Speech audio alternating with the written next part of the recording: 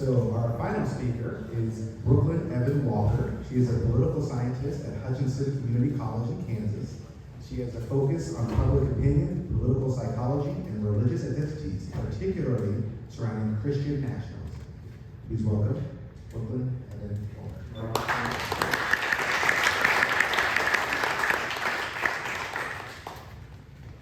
I just want to start by saying thank you so much for having me.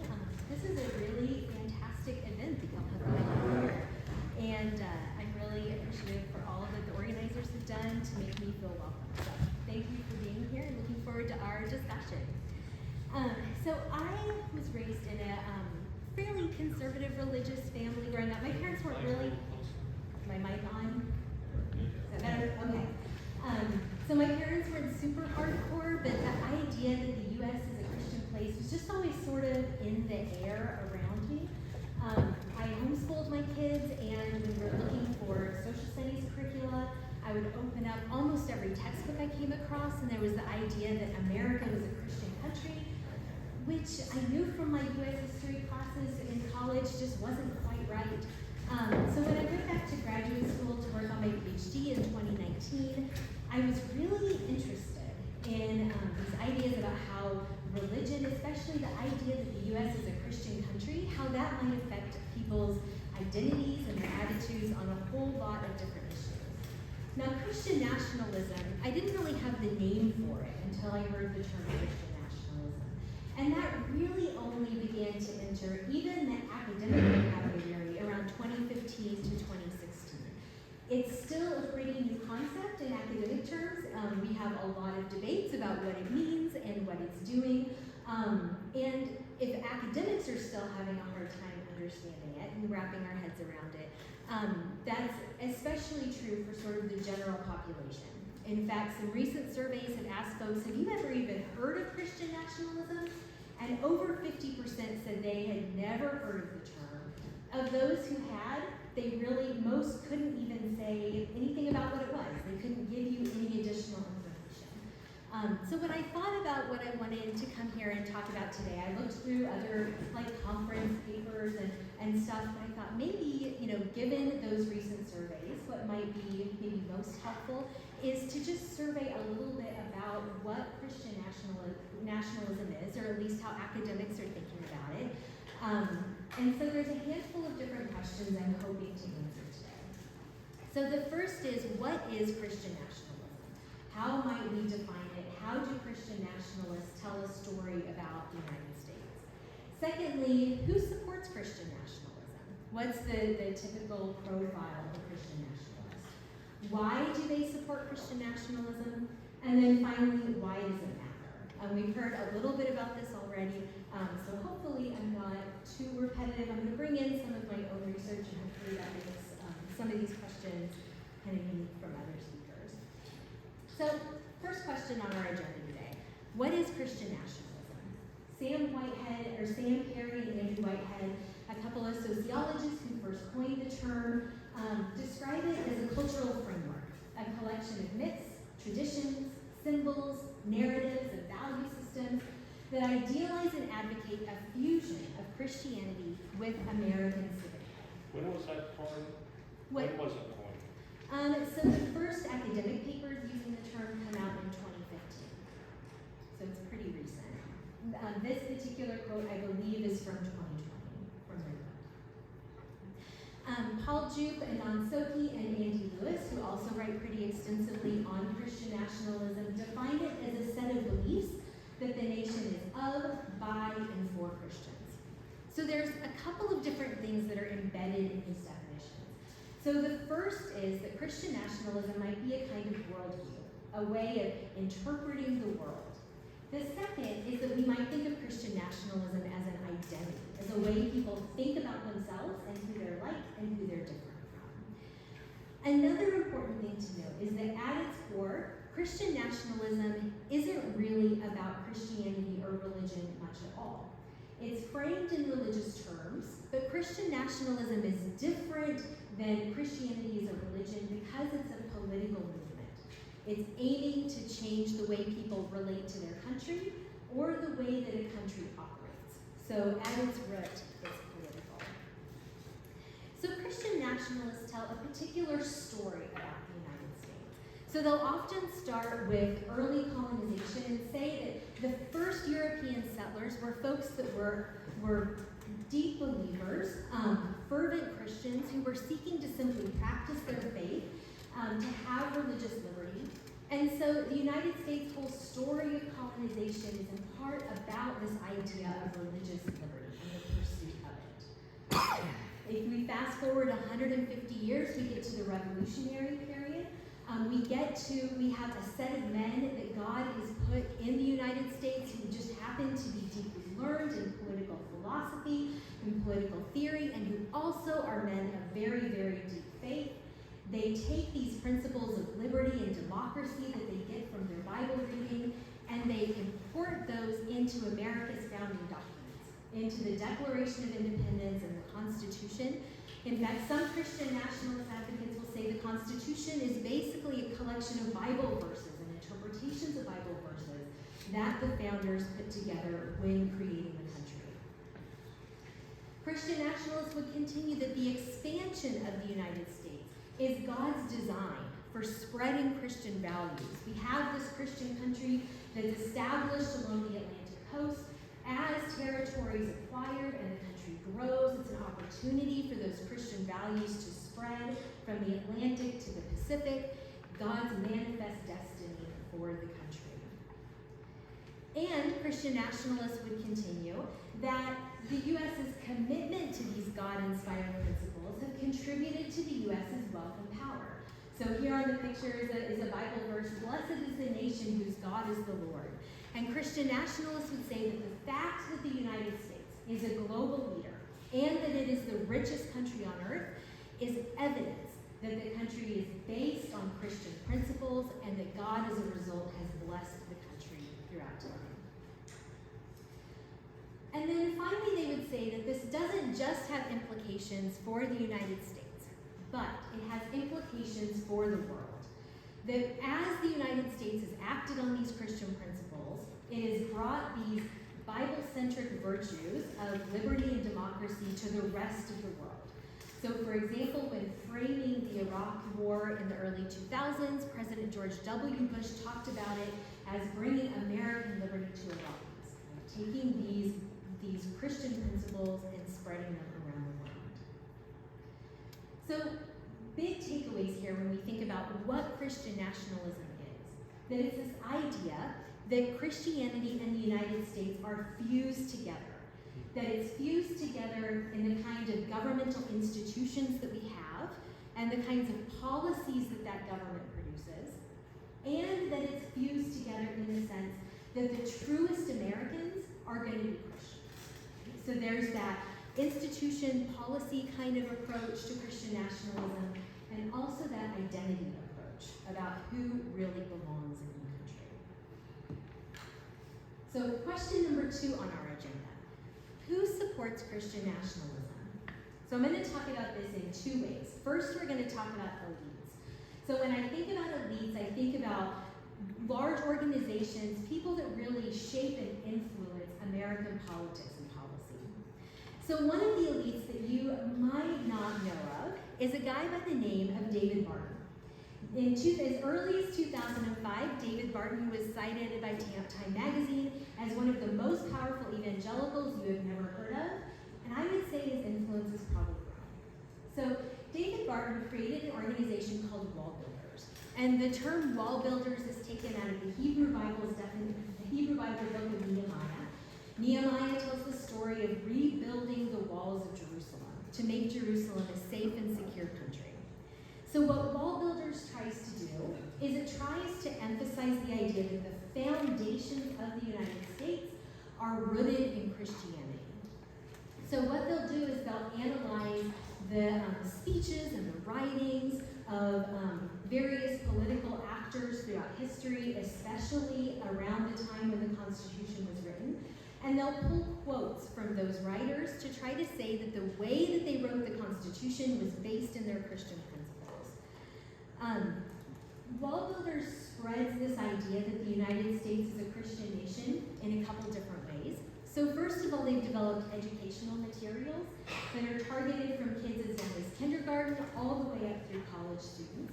This includes teacher training materials so that teachers can take this idea that the U.S. is a Christian nation into social studies and history classes, wherever they happen to teach.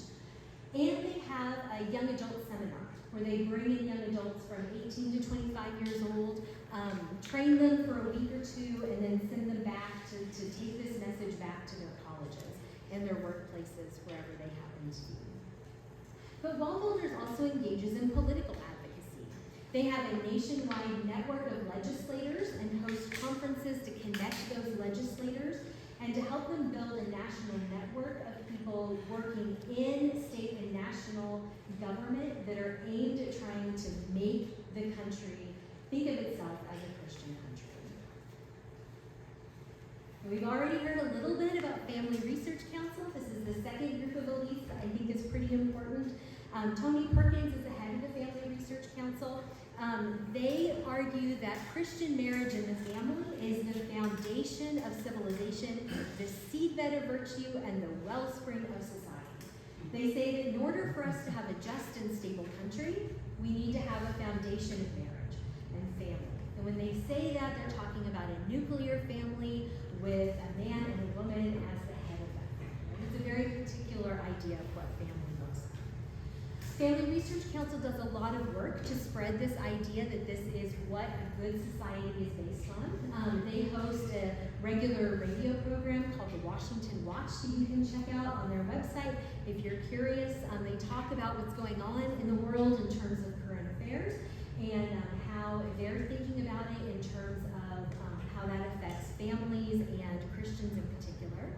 They have a whole series of state-level organizations. Here in Iowa, the state-level organization is called the Family Leader. Those organizations will focus on things happening in the state legislature, but again, they're all connected with each other and then with the national FRC as well. They also host an annual conference. This used to be called the Values Voters Summit. More recently, it's been rebranded to be Pray, Vote, Stand. At the summit, they bring in national level speakers. So the summit for this year is going to host speakers like Ben Carson, Ron DeSantis, Mike Johnson, Josh Haley, to give you an idea of the kinds of people that are affiliated with FRC. And they also have an annual straw poll. Now, political analysts will look at this straw poll every year to get an idea for how they think evangelicals are likely to vote. In 2023, there's at their straw poll about make sure my statistics are right, about 64% of the delegates voted for Trump as their preferred presidential candidate. 27 DeSantis and only 1% supported Joe Biden. Gives you an idea of how, this is really political at its heart, not simply religious. And then finally, they engage in some lobbying efforts. Now, back in their heyday in the 1990s, they spent about $175,000 a year on lobbying. They're down to about $15,000 as of the most recent reports. But I wouldn't say that as a way to discourage you or make you think that they're not a very powerful, effective organization, because they are, through these state-level organizations and the way that they're able to shape the political discourse. The third organization that I wanted to highlight is the Alliance Defending Freedom. Ryan already mentioned them, and I would agree with him that this is a really powerful legal organization. So if the Family Research Council is largely focused on legislatures, ADF is much more heavily focused on changing the courts. ADF takes court cases and writes briefs in support of a handful of different issues. They focus on issues of religious liberty, free speech, parental rights, abortion, and marriage and family. They have a national network of attorneys, so even though they employ 30 to 40 attorneys in their main organization, they have thousands of attorneys throughout the country that are affiliated with ADF and get training materials from ADF and support from ADF. So it's not just this kind of small organization you'll see on the website, it is extensive throughout the country. And they've had some really important wins in recent years. In 2014, the Supreme Court decided the Hobby Lobby case. The Affordable Care Act had required that employers purchase or provide insurance policies for their employees that included contraception. The owners of Hobby Lobby felt that some of those forms of contraception were equivalent to abortion and therefore violated their religious beliefs. And the Supreme Court agreed with ADF's defense of the Hobby Lobby family, of the Green family. ADF was also behind the Masterpiece Cake Shop case. So this was the case of a baker in Colorado who said that he couldn't make cakes for same-sex weddings because doing so would violate his religious beliefs, would mean that he was creatively participating in a ceremony he didn't agree with. The Supreme Court, on technical grounds, essentially gave ADF and the baker a win in the Masterpiece Cake case. And then more recently, in the Dobbs case, ADF was not a direct party. They didn't represent any of the parties, but they crafted the Mississippi legislation in a way that was designed to head up to the Supreme Court to get challenged to overturn Roe v. Wade.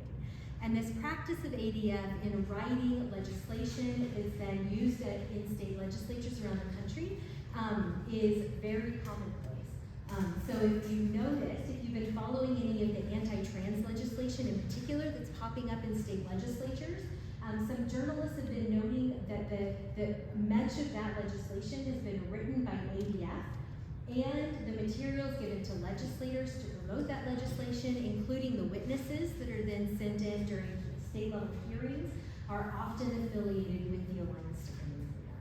So this is a powerful and active organization that's looking to impose those Christian values in government. And then finally, probably our highest ranking Christian nationalist would be Mike Johnson, the Speaker of the U.S. House of Representatives. He was formerly affiliated with the Alliance Defending Freedom, being a lawyer himself. And as we would expect for a Christian nationalist, he's proposed bills that would limit discussion of LGBT topics in elementary schools, voted for a national abortion ban, really done a lot within the halls of Congress to try to advance Christian nationalist issues. So those are kind of the movers and shakers at what we would call the elite level of politics. But what about all the rest of us? What about sort of the American population at large? So as a public opinion researcher, these are the folks, y'all are the folks that I'm most interested in. And a question might be, if we can't look at legislation that everyday folks are writing and voting on, or court cases that we're submitting amicus briefs for, how do public opinion researchers like me identify Christian nationalism in the population at large? Well, we have a couple of again, this is a pretty new concept, so as academics, we're gonna argue and quibble about every single word, but there's a couple of different sets of questions that we use that'll give you a flavor for what we look for when we try to identify Christian nationalists. So this first set of questions is from Whitehead and Perry. So they ask people how much they agree with these statements. The federal government should declare the U.S. a Christian nation. The federal government should advocate Christian values. The federal government should allow prayer in schools. The federal government should allow the display of religious symbols in public spaces.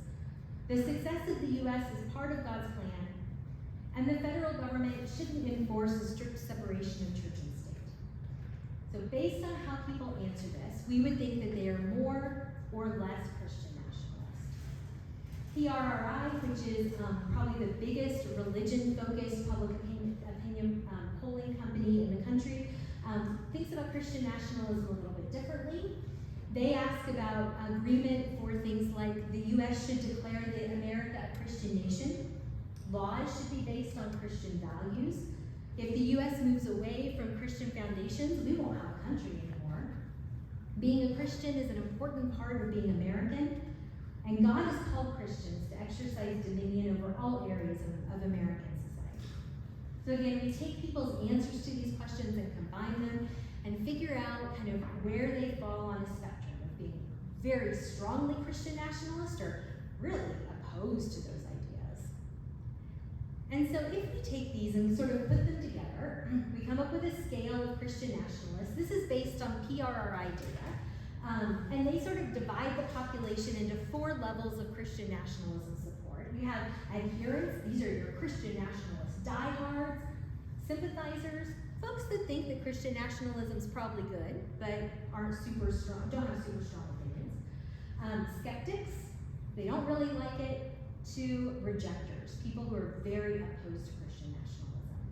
And what we find is that there's actually a pretty even distribution, right? It probably leans a little bit more towards rejectors and skeptics in terms of Christian nationalism support. But there's a fair number, depending on how we count the data and when we take a poll, anywhere from 30 to 40% that are Christian nationalist supporters, including about 10 to 20% of Christian nationalist adherents. So people that are super, super supportive of this idea. But we can break this down a little bit more and try to get a profile about who is your average Christian nationalist. Part of it is based on your exposure to religion. So we look at different religious traditions and break it down based on who are really strong Christian nationalists or weak Christian nationalists.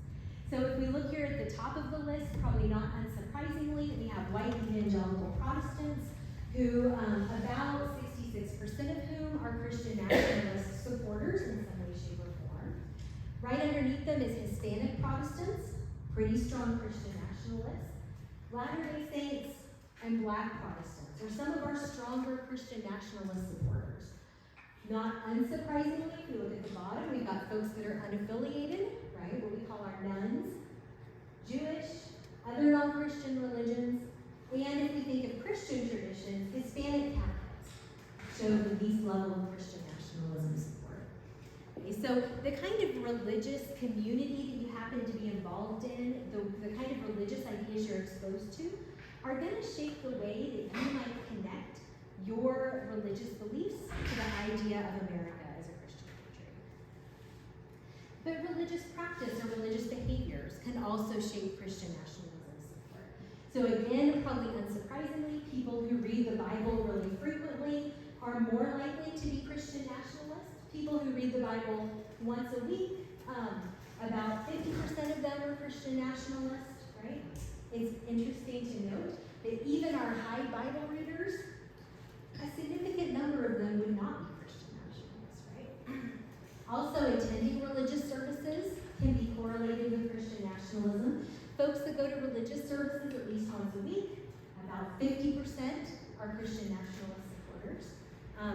So these practices of reading the Bible, attending services, tend to increase Christian nationalism support. But again, Christian nationalism isn't solely a religious project. In fact, you could see from the slides before that there's a lot of diversity among even folks that read the Bible a lot or go to church a lot in terms of how they think about Christian nationalism. We find some of our strongest correlations of Christian nationalism with political parties. So here, if we look here at Democrats, they're overwhelmingly opposed to Christian nationalism. Republicans are much more supportive of Christian nationalism. So we talked a little bit before, David had talked about this split, right? The partisan polarization that we have in the country. It's not just about party, it's also overlaid with some of these ideas about religion and what religion's role should be in the country. And then just for fun, if we put on our geographer's hats, we might ask, well, what parts of the country do we find more Christian nationalism support? So here in Iowa, about 31% of people are Christian nationalist supporters, which is, more than what you're going to find on the coast and our more liberal states, but definitely less than what you're going to find in the Bible Belt and in other parts of the Midwest. Okay, so Christian nationalism is this idea that America should be in some way a Christian country. It's a political kind of project about political power, and it's tied or correlated with religion, but also really tied with partisanship. So what makes people be Christian nationalists in the first place? So I think the best answers are coming mostly from a theory in psychology called social identity theory. So social identity theory argues that we have a natural tendency to divide ourselves into groups. And in fact, if I were to rerun some psychology experiments, I could probably set us up and just give you I could just tell some of you, you're part of the smart group, and all of a sudden you would start to really, even if you didn't know the other people in the smart group, you would begin to feel a really strong bond with them, and you would think that you're a lot better than people in the other group. And if I told them, you're really the smart group, they would feel exactly the same way I do, right? We all have this need to feel good about ourselves, and one of the ways we do that is by dividing ourselves into groups and telling ourselves our group is a really, really good group. And sometimes that means then that when we see other groups start to gain power, those groups can feel like they're a threat, right? They're going to make us feel less good about ourselves, they'll make us feel less safe, and that's when we start to see a lot of strong out-group feelings, a lot of strong dislike. So why does this matter for Christian nationalism? Well, because secularization is happening in the United States. So I would argue it's in part because secularization has been successful that we see a rise of religious nationalism. So this graph right here shows us the historical and projected share of Americans who identify as Christian. So if we go back to the 1980s, about almost 90% of 80 to 90% of Americans said that they were Christian. If we fast forward, that drops really dramatically in the 20-aughts and the 2010s. So that now, about 20 to 25% of people, depending on what survey you look at, say that they're part of the nuns. They're unaffiliated with religion in any particular way. If we look at non-Christian religions, those are also increasing. So it's a small group of the United States, but through the 1990s and 2020, from like 1990 up until about 2020, the non-Christian religion, or non-Christian part of the country went from about 5% to 8%. So that growth of non-Christians and the rise of the nuns means that the number of Christians is decreasing in the United States. And that is a kind of threat. It means that Christians can no longer just single-handedly assume that they're the dominant group in the country, especially if secularization continues.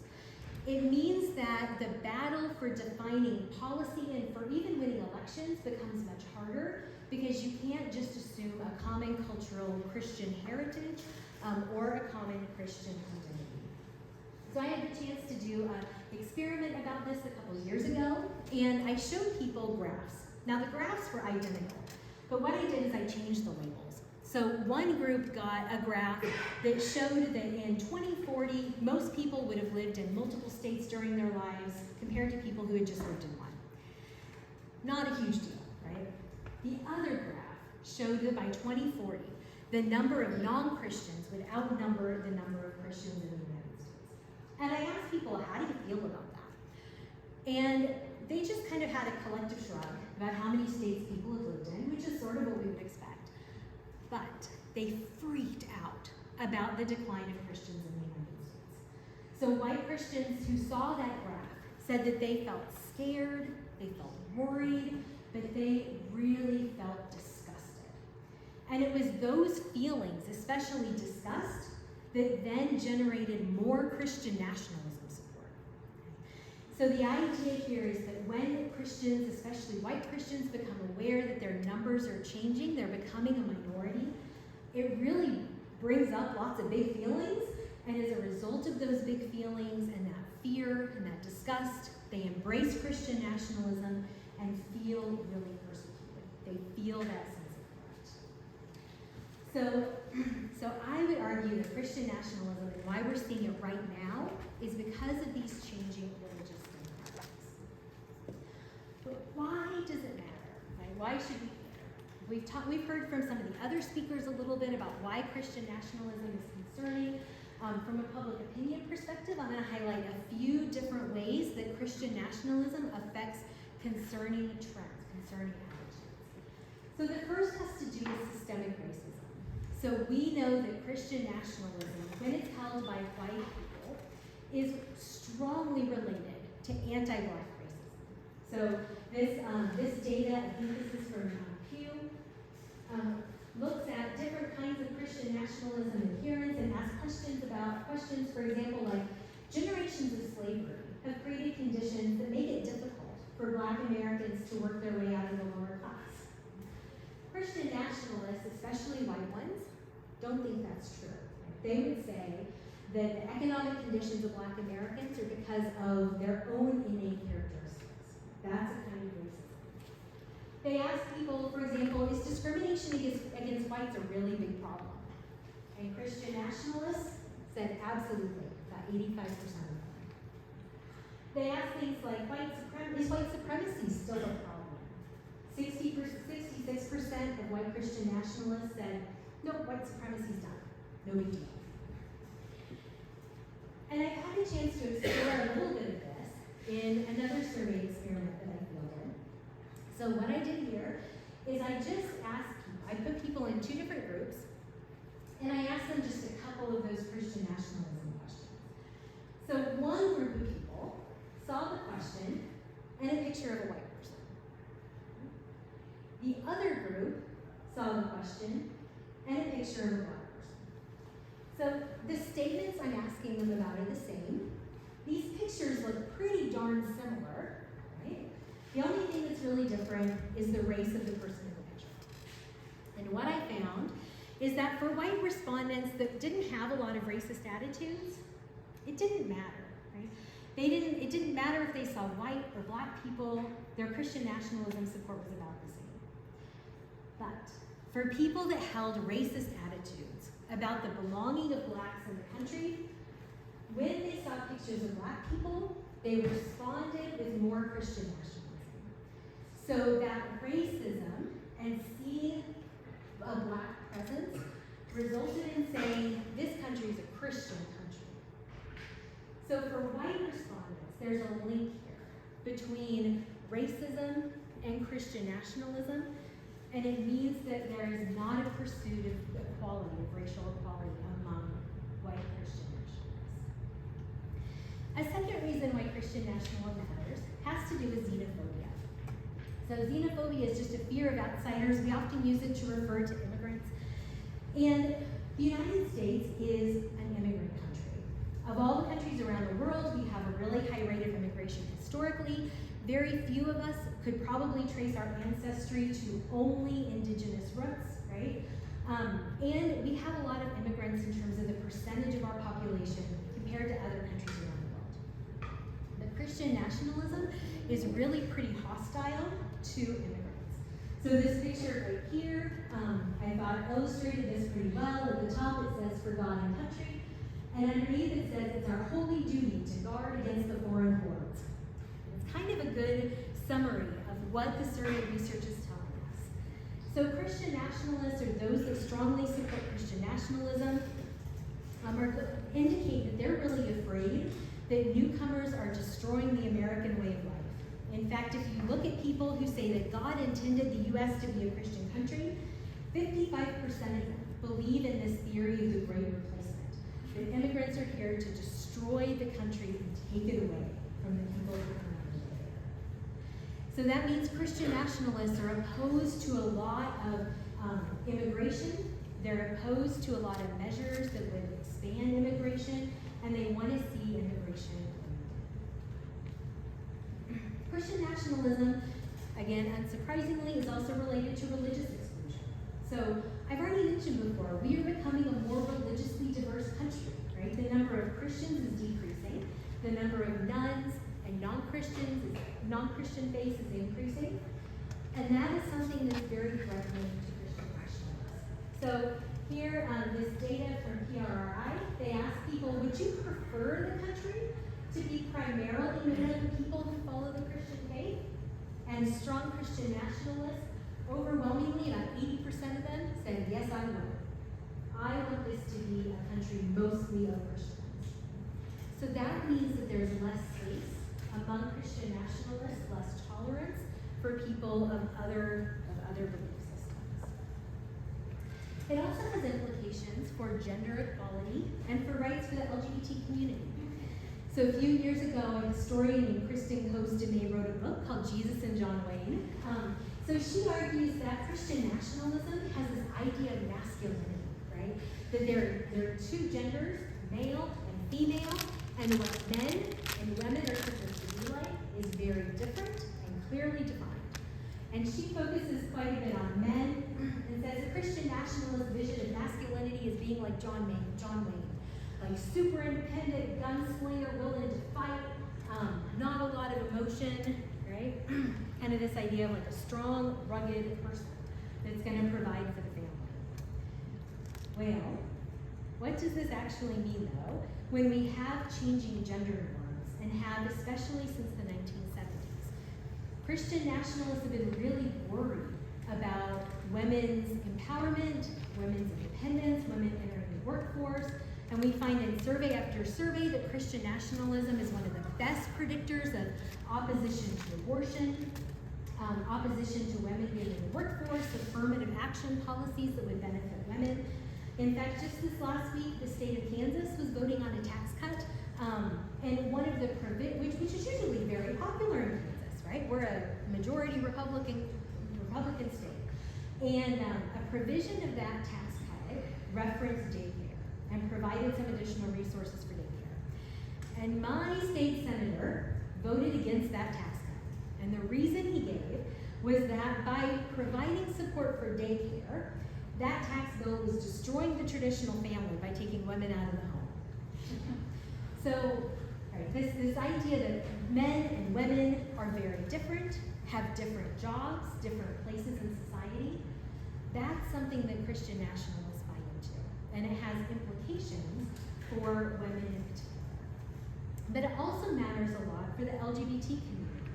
So again, when we look at the surveys, Christian nationalism is one of the very best predictors we have for opposition to same-sex marriage, opposition to anti-discrimination policies that would protect the LGBT community, and a lot of the anti-trans legislation that's been going into state legislatures has Christian nationalist roots and support in the public from Christian nationalists.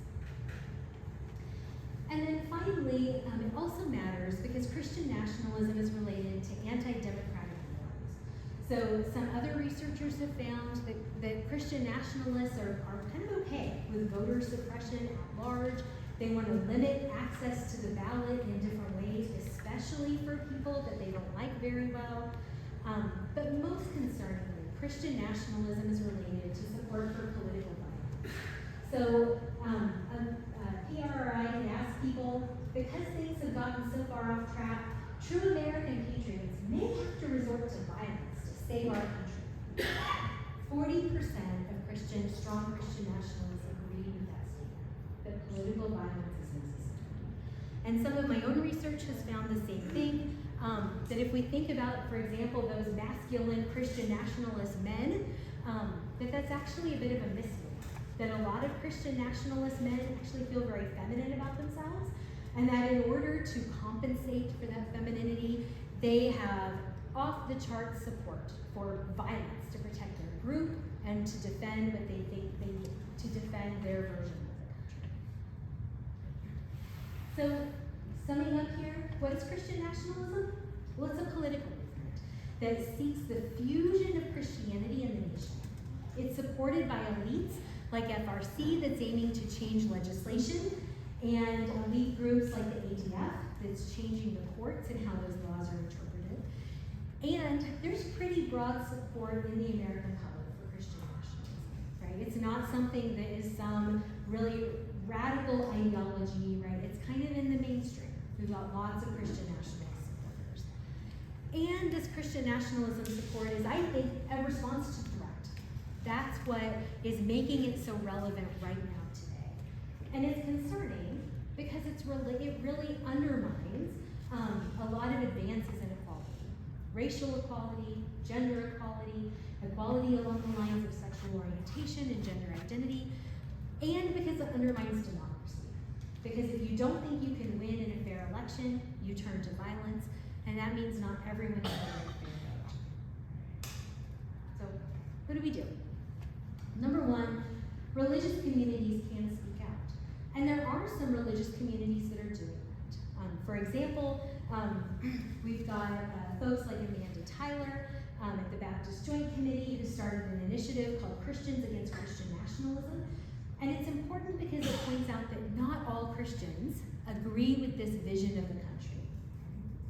But it's also really important that non-Christians, especially the nuns, speak out too.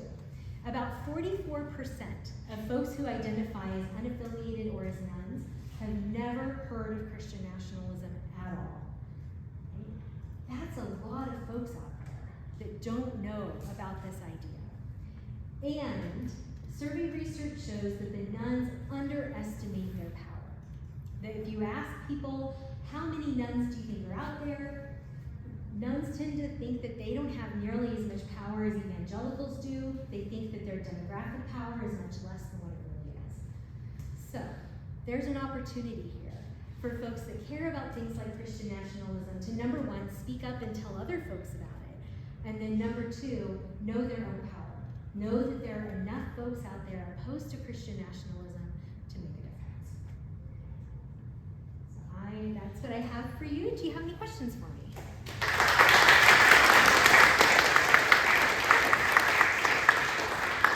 I want to speak to both of you. I'm Jewish, and I go to both synagogues in town, and the rabbis are afraid to speak out because they're afraid of jeopardizing the tax status of the synagogues. And what your organizations need to do is educate the liberal religious organizations of what they can say and how they can speak out, and tell them that no, you won't jeopardize your tax status. Because they do want to speak out, but they're really scared of jeopardizing that tax status. You want to start, Ryan? Yeah. Okay. I can address that by saying I can't really address that, right?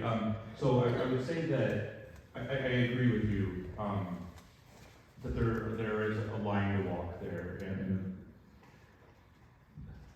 telling them what they can and cannot do might cross a line into legal advice, and that's just not something I'm capable of doing. Maybe you could speak a little bit more to it, but I think it is something that our organization, and certainly at FRF, should look into is educating on rights, just in general. I can't speak to churches and their 501c3 status and what they can and cannot say. Because there are a lot of liberal churches out there.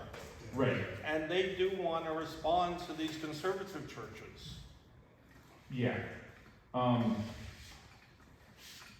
Yeah, I see what you're saying. I'm just very cautious about saying that, yes, we should just go ahead and greenlight every church, every liberal church to counter the conservative churches, because then it's just kind of that back and forth and where do we draw the line. Maybe there is some education to be done from our attorneys on that regard. Yeah. So I'm also not an attorney and cannot give legal advice.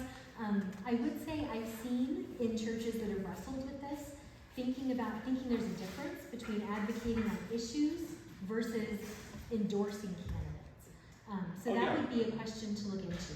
If you're talking about Christian nationalism advocacy or anti-Christian nationalism advocacy, I do see a lot of churches doing that, but not naming particular candidates. But I would encourage you to consult with your denomination, for example, because sometimes religious hierarchies will have folks there that can answer, provided that specific legal advice. But great talks with you.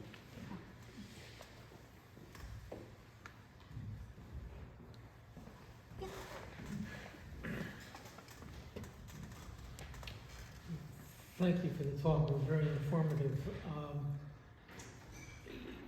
You clearly, when we look at the results of some of those questions, it becomes obvious, like whether you show them a picture of a white family or a black family determines how they answer a particular question.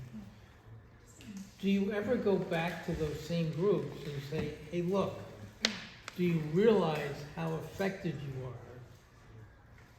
by this, showing them that, and of course they would all deny it. But I'm curious about if that happens, and is there any reaction to it?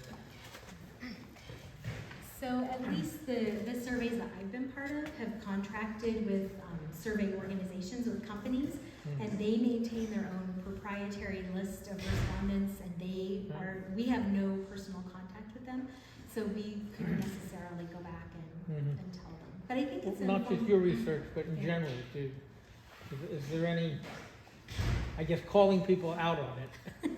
I don't think so. Not unless you're maybe in a really small, like, psych lab where it's like a face-to-face kind of thing. You kind of have to wait. It usually takes from the time I field something to write it up and get it published. The process is usually 2 to 4 years. So that's a long time to go back and then tell people, did you know something? But I think it's informative for all of us to know, right, that we've got a lot of biases we carry around in our heads and connections that we might not even know. And just to sort of be aware and be open to trying to identify those things in ourselves, right? That's kind of what we ultimately have control over. Try to understand ourselves a little bit better. That's what it always reminds me to do when I see this kind of stuff.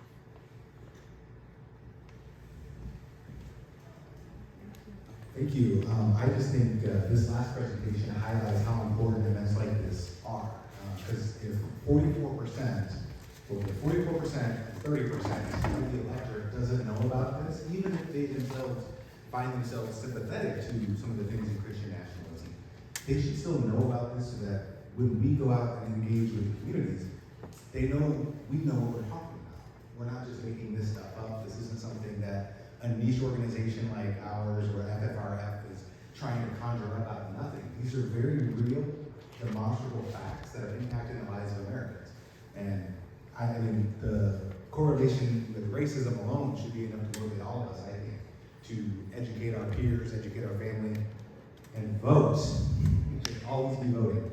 So thank you so much for that. I find all of these topics have been very important to me, and I think important to our community. But with this being the last speaker, I did want to recognize anybody who helped put this together. Please stand up so that you can be recognized for the contribution to bring everything together.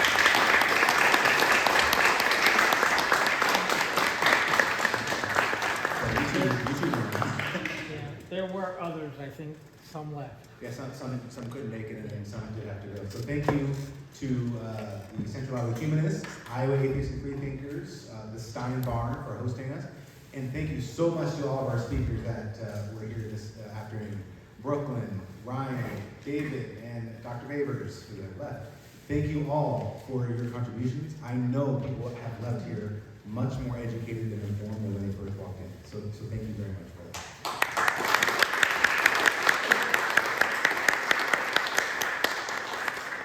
So with that, unless there's any other announcements, I think we can conclude the Iowa Secular Summit. Tomorrow, I guess, Iowa Atheists and Freethinkers, we are having our officer election, so if you want to vote in that and vote me out as president, tomorrow's your chance. Otherwise, stay tuned to all of our websites and social media for the new things going on. Thank you everyone for being here, and have a good rest of your June. Thank you everybody.